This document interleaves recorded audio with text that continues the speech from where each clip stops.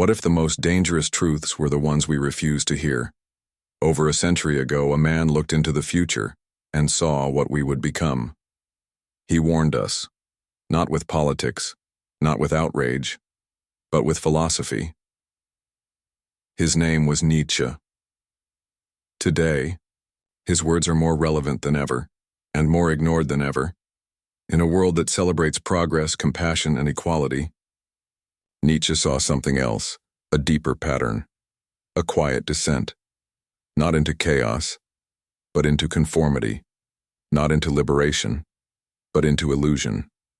And somewhere in that descent, he spoke of women, not as enemies, not as saviors, but as symbols, mirrors, reflections of a world no longer willing to face itself. This is not about blame. This is not about sides. This is about something far more dangerous.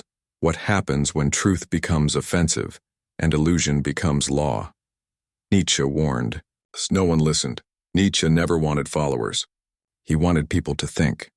But thinking, real thinking, is dangerous. It destroys comfort. It dissolves identity. It threatens everything we believe is good and noble and fair. Because Nietzsche didn't care about what we wanted to believe.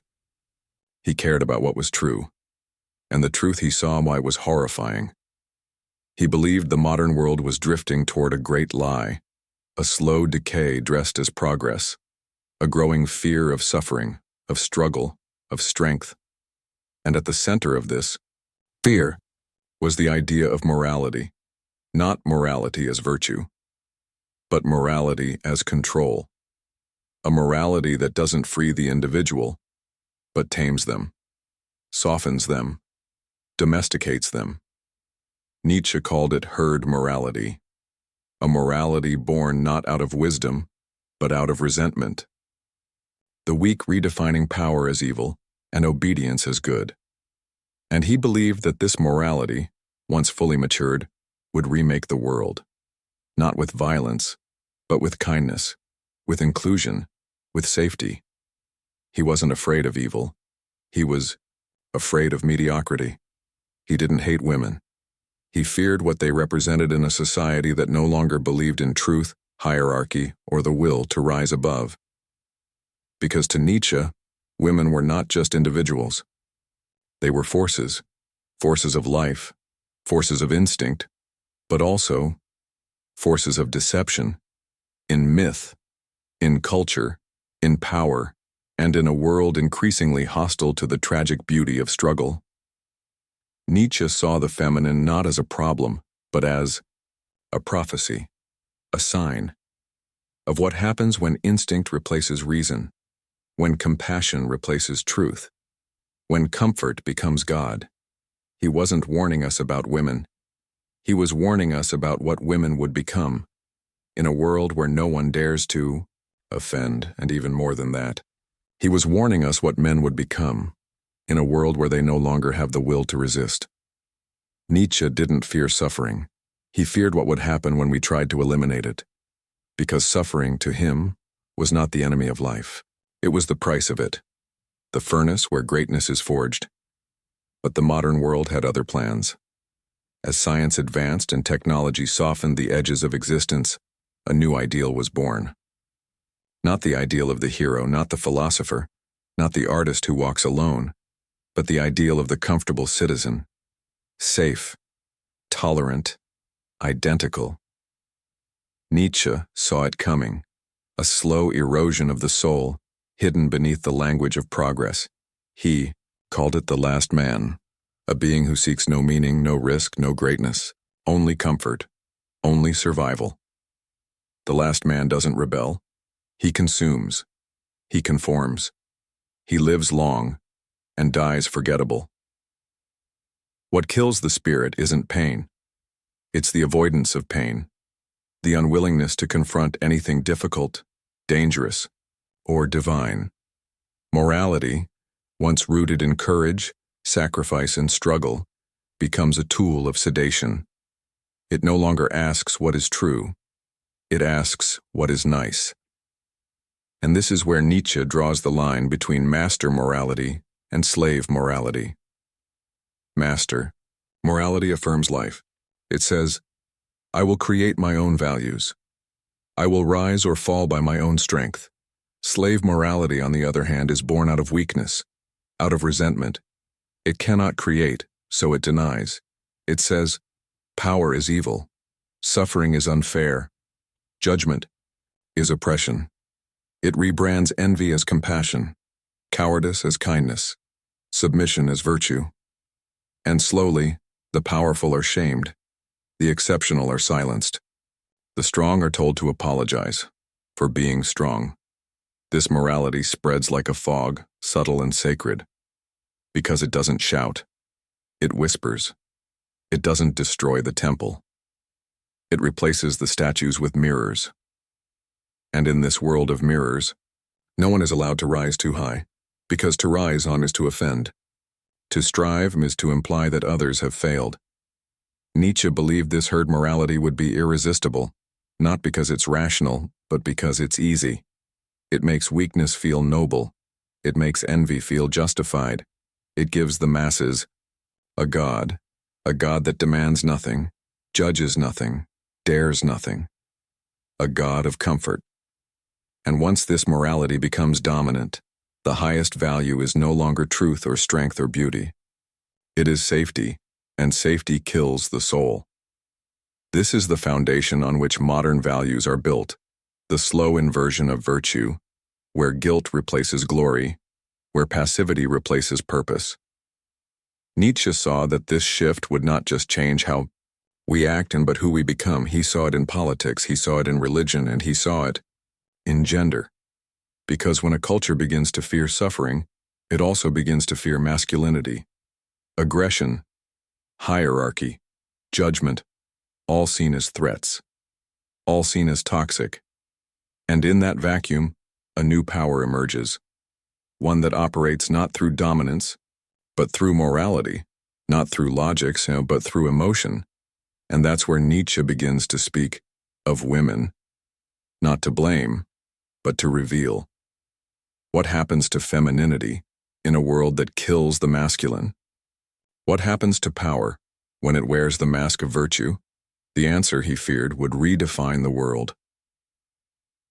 Nietzsche said little about women, but when he did, the world recoiled, not because he hated women, but because he refused to flatter them. He called women sphinxes, enigmas, forces of nature, not to degrade, but to expose what society hides, the raw, the instinctual, the unapologetically human. To Nietzsche, women were not blank slates. They were ancient, older than morality itself, unmoved by reason, untouched by ideals, where man sought truth, woman mastered illusion, where man built systems, woman bent them, where man looked for meaning, woman became it, and that made her terrifying. Because woman, for Nietzsche, is life's greatest trick. She gives meaning, but is not bound by it. She creates life, yet owes it no allegiance. She seduces, distracts, confuses, controls. She is chaos in silk. The Greeks understood this. They feared it. They mythologized it. Eve with the apple, Pandora with the box, Helen with the face that launched 1,000 ships. Women were not weak. They were dangerous, not because they fought, but because they didn't need to. Nietzsche saw this and admired it. He believed women had mastered the game of life by never playing by its rules. He wrote, "When a woman has scholarly inclinations, there is generally something wrong with her sexuality. Not as an insult, but as a challenge to modern illusions, because Nietzsche didn't believe in the sameness of the sexes. He believed in polarity, tension, opposition, man and woman as cosmic opposites, not competitors, not equals, but forces, and, in trying to make them equal, modernity, he believed, would destroy them both. Because when you erase difference, you don't create peace. You create boredom, sterility, a war with no tension, and femininity, true femininity, doesn't thrive in sterility. It thrives in danger, in mystery, in being pursued, not understood, But modern culture demanded understanding. It dissected, measured, politicized, turned gender into data, turned instincts into ideology. And Nietzsche saw it, a slow march toward sameness. Not harmony, homogenization. A world where woman is no longer goddess or muse or mother of chaos, but bureaucrat, careerist, administrator of empathy. He feared that in trying to empower women, the modern world would sterilize them. Not physically, but spiritually by teaching them to imitate men. Not strong men, but weak men. Tamed, apologetic, neutered. And in doing so, both would be lost. Woman would lose her mystery. Man would lose his mission. And the dance between them would collapse. Because Nietzsche believed femininity was not a role, it was a force, not to be controlled, not to be explained, but to be confronted. And in a world that no longer believes in tragedy, in myth, in sacred conflict, that force becomes dangerous, not because it's evil, but because it is uncontained. The modern world cannot contain chaos. It fears it. And so it turns it into slogans. Equality, representation, progress. But Nietzsche didn't see progress. He saw masks. Masks worn by instincts too old to die, because underneath the surface, he believed, the battle between masculine and feminine never ended. It just changed costumes, and woman, eternal woman, still plays her part. Not out of malice, but out of nature. She adapts, she survives, she bends the new morality to her will. Soft power becomes her weapon. Influence replaces obedience. Emotional authority replaces physical weakness. She no longer needs to conquer men. She can outmaneuver them, and Nietzsche saw this not as triumph, but as prophecy.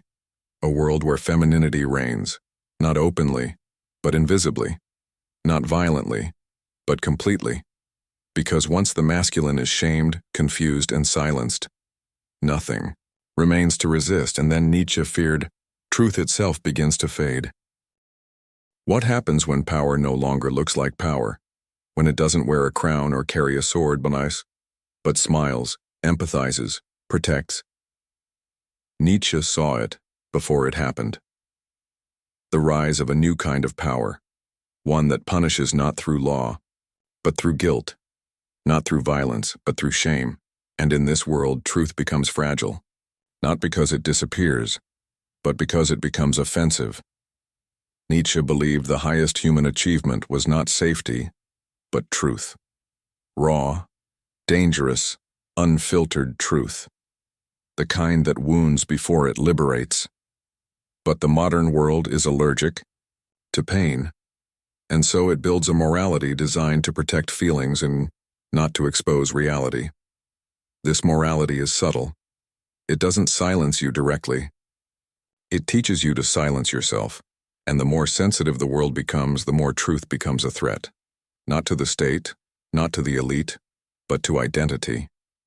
Because in a society ruled by identity, truth is no longer measured by reason. It's measured by offense. Nietzsche knew this was inevitable. He warned, "Whoever fights monsters should see to it that he does not become a monster. And if you gaze long into an abyss, the abyss also gazes into you." The modern world stared into oppression and became the thing it hated, not in form, but in function. It now suppresses dissent, not through force, but through morality. It rewards obedience, not to truth, but to ideology. And this is where Nietzsche's view of femininity turns prophetic, because he saw that the feminine, untethered from biological roles, sacred myth, and natural polarity, would become moral authority itself. The woman is victim, the woman is caretaker, the woman is conscience. Her power no longer lies in seduction, but in accusation, in framing discomfort as harm, judgment as violence, masculine strength as danger. This is not feminism. This is moral leverage. And the tragedy is not that women use it. It's that no one dares question it. Because to question is to offend. To offend is to be shamed. To be shamed is to be erased. And this, Nietzsche feared, is how truth dies. Not with a revolution, not with a tyrant, but with a whimper, with politeness, with virtue. The feminine becomes untouchable, not as a person, but as an idea, a sacred victim, a living indictment of masculinity, hierarchy, and judgment. But Nietzsche knew, power that cannot be questioned is not virtue. It is tyranny in Nietzschean disguise. And this tyranny doesn't shout. It whispers. Through media, through institutions, through language. It says, protect women. But it means obey morality. It says all are equal. But it means none may rise. And the masculine, shamed, confused, pathologized, disappears. Not into exile, but into compliance. He learns to smile, to nod, to submit. But inside something withers, because man does not live by comfort alone. He lives by challenge, by meaning, by truth. And in a world where truth is illegal, he loses himself, not in rebellion, but in apathy. He becomes Nietzsche's last man. He scrolls, he laughs, he survives, but he does not live. Nietzsche saw it coming. A world of perfect manners, perfect safety, perfect lies. A world where truth, masculine, dangerous, eternal, is replaced by what is appropriate, and he feared not just for women, not just for men, but for reality itself. Because once truth bows to emotion, there is no bottom.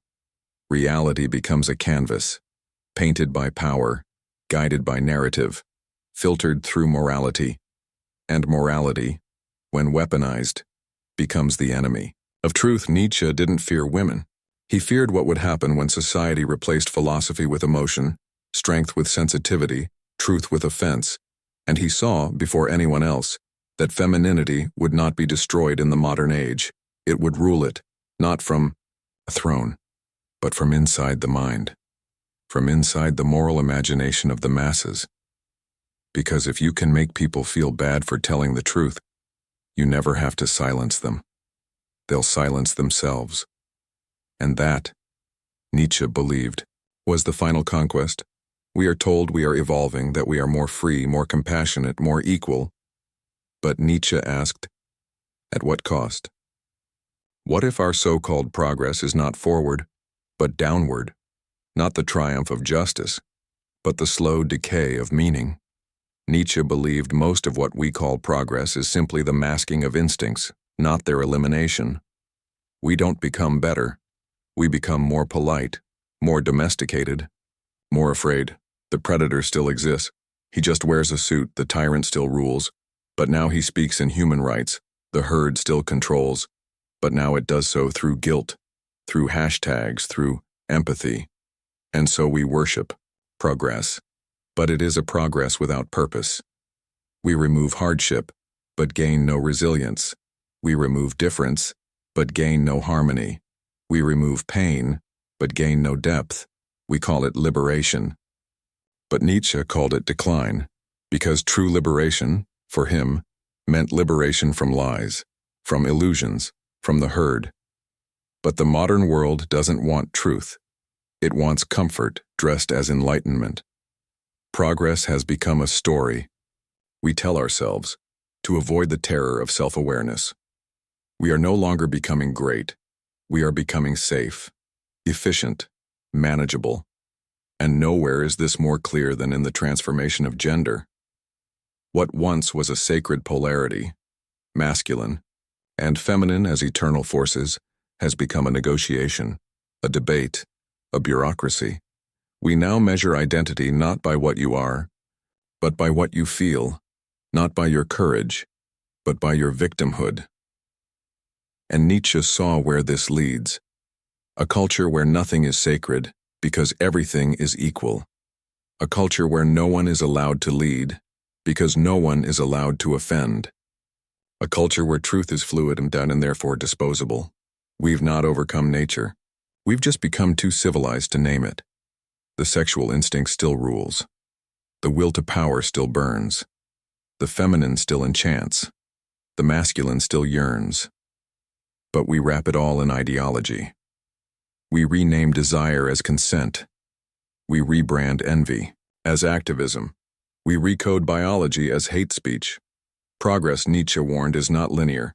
Sometimes it is a beautiful detour into delusion. He did not want to return to the past.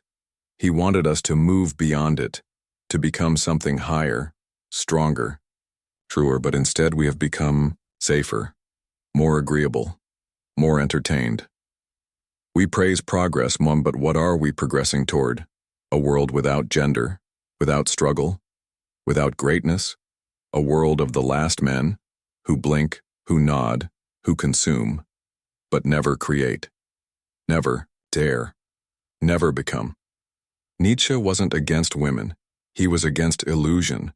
And the greatest illusion of all is that we are improving, when, in truth, we are just afraid. Nietzsche warned us. If you gaze long into the abyss also gazes into you. It was never just a metaphor. It was a diagnosis. He saw what we refuse to see, that civilization without struggle becomes illusion, that progress without truth becomes decay, that morality without strength becomes tyranny, and that the future may not be brighter, only more disguised. The abyss he spoke of is not chaos. It's the emptiness that follows when all meaning has been stripped away, when God is dead, when truth is relative, when man is afraid to lead and woman is afraid to be adored, because both are afraid of being judged. We thought we could tame life, make it clean, make it equal. But life, real life, does not care about fairness. It cares about becoming. And Nietzsche saw that once we abandon becoming, when we sink into resentment, into softness, into safety disguised as sanity, into a world where offense is the new sin and conformity the new sacrament. A world ruled not by tyrants, but by therapists, by fragile minds with loud voices, by sensitivity without courage. He feared that in trying to fix the world, we would forget how to face it, that in empowering the voice of weakness we would lose the voice of wisdom, and that in elevating comfort to godhood, we would crucify truth itself. Because the abyss is not out there, it's in here. It stares back when we look in the mirror and see nothing sacred, nothing noble, nothing to suffer for and or die for. It stares back when we no longer ask, what is true, but only, what is safe? What is allowed? What won't get me canceled? And in that silence, something ancient dies. Nietzsche never offered hope, only the terrifying freedom of honesty. He knew that humanity must fall, again and again, before it remembers how to rise. But he left us with a challenge, not to hate women, not to fear power, not to worship the past, but to become worthy of the future, to face the abyss and not blink, to speak the truth and not whisper, to suffer with meaning and not excuse. Because only those who dare to suffer can ever be great, only those who resist illusion can ever be free, and only those who face the abyss can ever walk through it. In the end, Nietzsche didn't offer solutions. He offered a mirror, not to show us who we are, but who we've become, and maybe more importantly, who we're afraid to become. His warning wasn't about women. It wasn't even about modernity. It was about us, our refusal to confront the rawness of nature, our desperation to flatten life into something manageable. He didn't believe in going backward. He believed in going through the lies, through the fear, through the abyss. Because only by confronting what's darkest in us can we give birth to what is highest. Nietzsche wrote, "Man is something that shall be overcome, not destroyed, not erased, but transformed, not by politics, not by ideologies, but by the will to become what we truly are, not victims, not statistics, not frightened children in adult costumes, but creators, climbers, dancers at the edge of chaos. If the feminine has become unbound, let it be powerful, not pitiful. If the masculine has become ashamed, let it be dangerous again, but honorable. Let truth hurt again. Let reality offend again. Let greatness rise again, not in slogans but in souls. Because Nietzsche didn't just see the fall. He dreamed of the rise, of the Übermensch, the higher man, the one who does not escape life, but masters it. And, maybe, that is the challenge now, not to return to what we were, but to become what we are. Brutal, beautiful, human, fully.